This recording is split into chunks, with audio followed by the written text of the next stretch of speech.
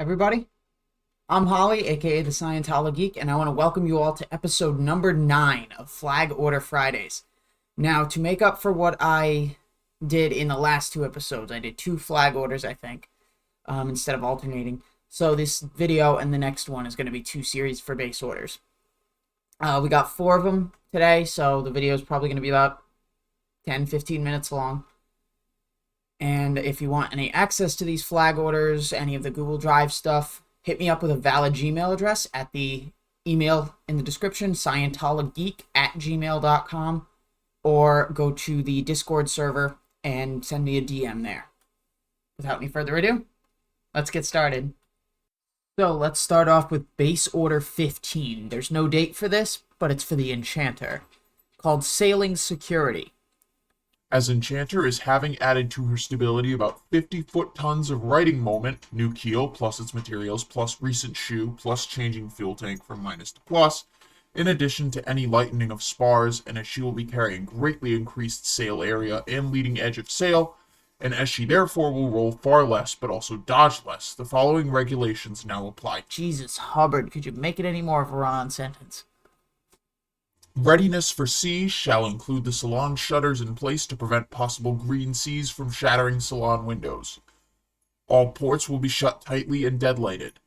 The crew on deck will wear white ski life belts. The crew working on deck or steering shall use a safety line. The forward scuttle must be fully secured. No loose gear of any kind may be stowed on deck or under boat, and all gear shall be doubly lashed down. No mast may be left without one preventer securely taut. No lines may be left that may be swept overboard or into any use of the screw. Bilge pumps must be tried before sailing.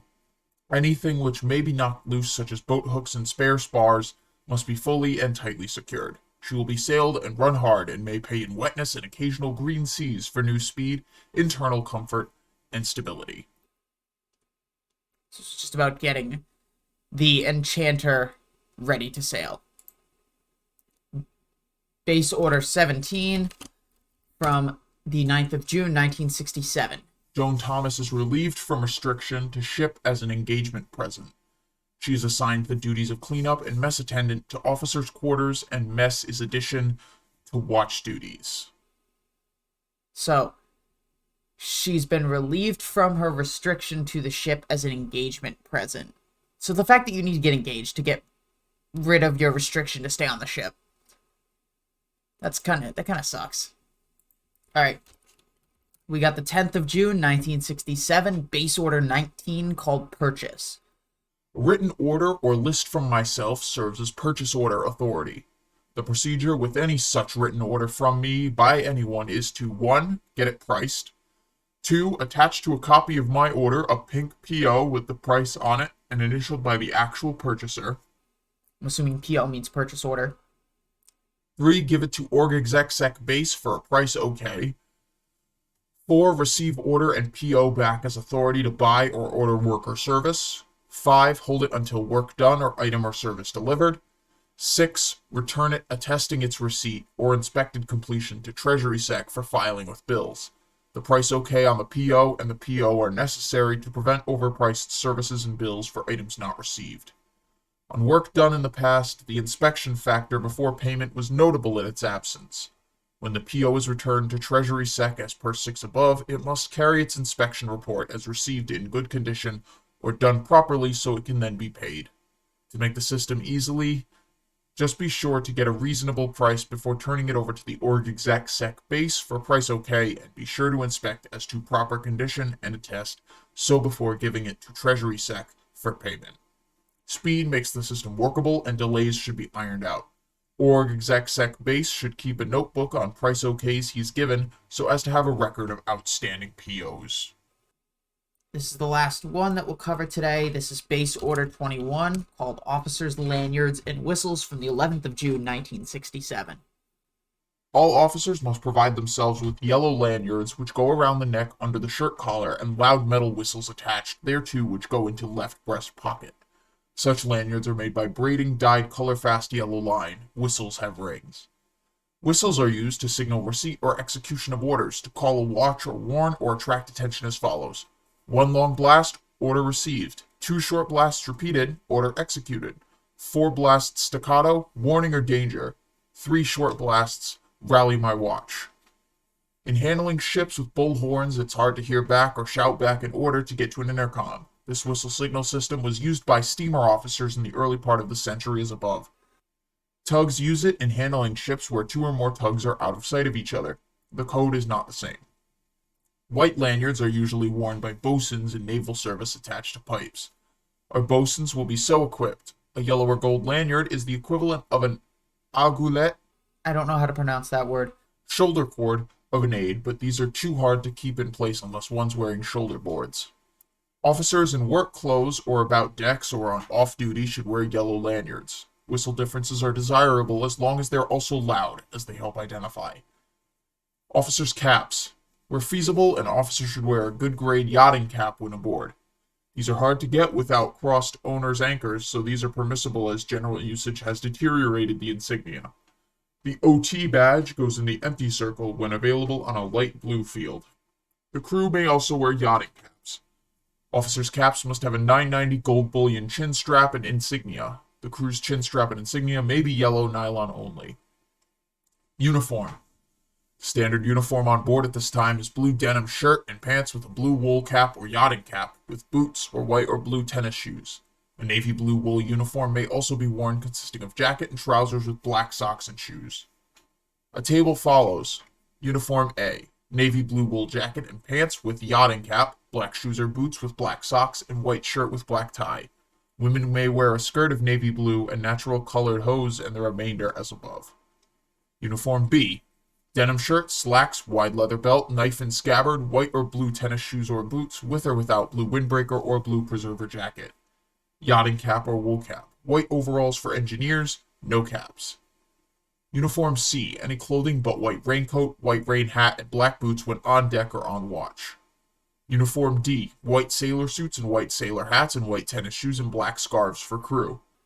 Excepting women have white skirts and natural hose, all else the same. White choker collar jackets with shoulder boards of rank for officers' caps with white covers, white duck shoes and white socks, with lanyards under shoulder board, left shoulder, and whistle in left breast pocket. Uniform E. Blue wool suits with yachting caps, black scarves, white shirts, black boots or shoes, black socks with women wearing dark blue skirts and natural hose, all else the same. Officers with black braid on sleeves of rank and blue cover officer caps and lanyard outside. Uniform F. Jesus, a lot of uniforms. Dark blue commando coats, blue wool slouching caps, dark pants, boots or blue or black shoes and socks, clothing under not specified. Officers the same, but officers' caps and lanyards outside commando collar and whistle tucked in over button. Swimming clothes and sandals of any type or color, crew wearing yachting caps, officers wearing officers' caps and brass chain lanyards around the neck. Previous and 2-hourly applications of SKOL sunburn lotion to exposed parts.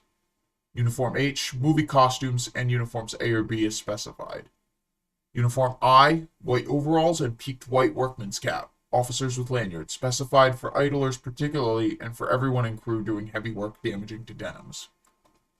Uniform J, neat and expensive looking business clothes for men and women, specified only for personnel attached to or detached to base.